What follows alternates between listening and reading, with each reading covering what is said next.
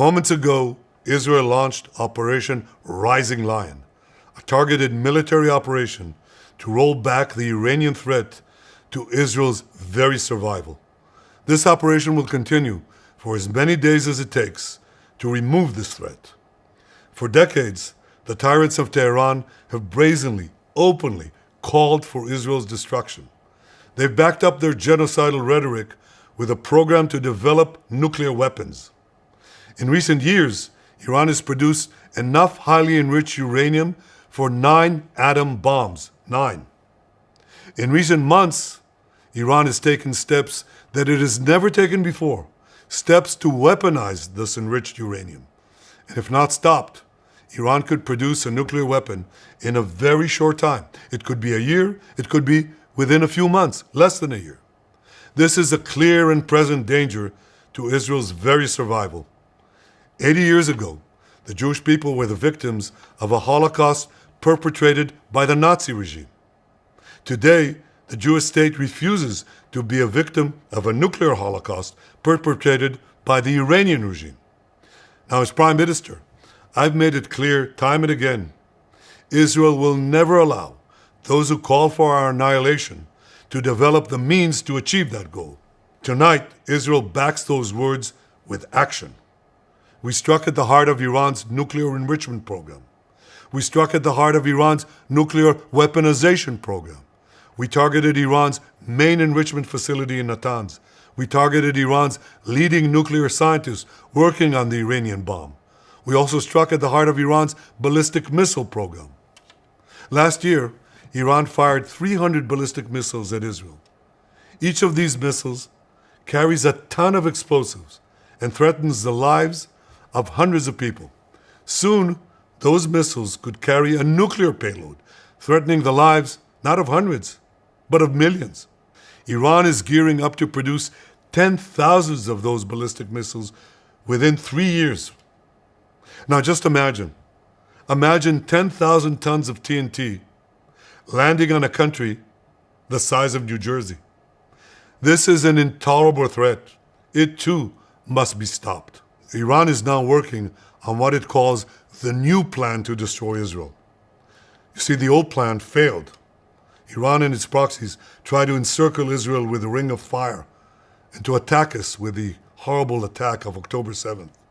But the people of Israel, the soldiers of Israel, rose like lions to defend our country.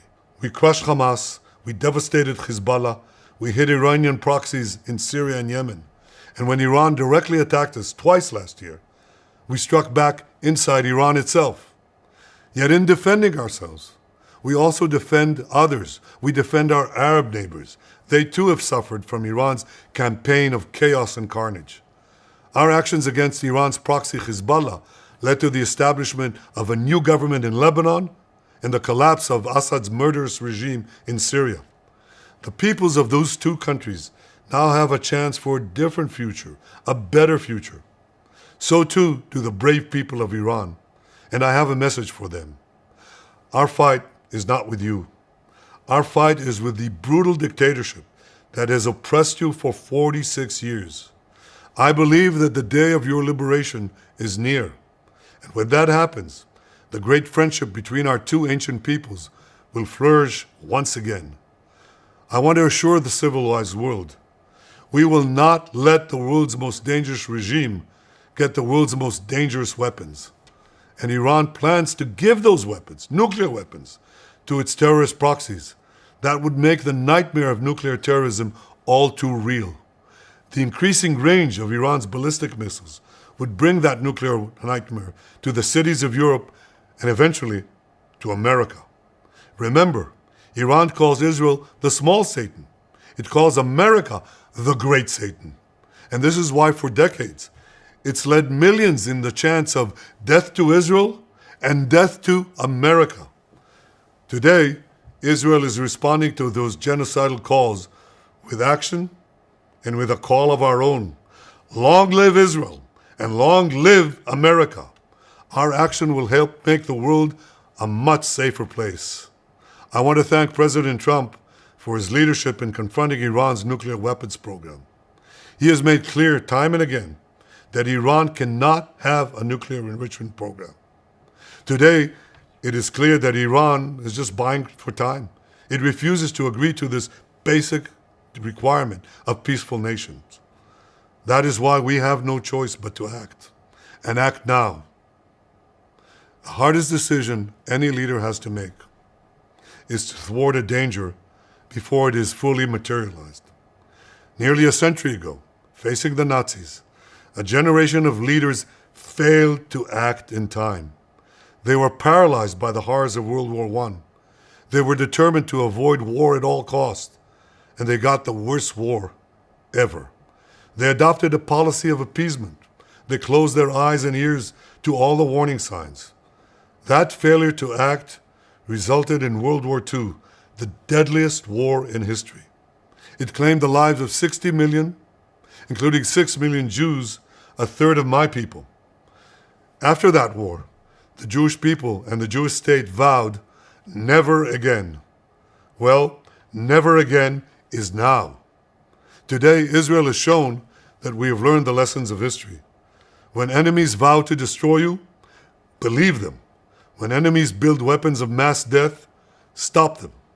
As the Bible teaches us, when someone comes to kill you, rise and act first. This is exactly what Israel has done today. We have risen like lions to defend ourselves. Over 3,000 years ago, Moses gave the people of Israel a message that has steeled their resolve ever since. Be strong and courageous, he said. Today, our strong and courageous soldiers and people stand together to defend ourselves against those who seek our destruction. And by defending ourselves, we defend many others, and we roll back a murderous tyranny. Generations from now, history will record that our generation stood its ground, acted in time, and secured our common future. May God bless Israel. May God bless the forces of civilization everywhere. Thank you.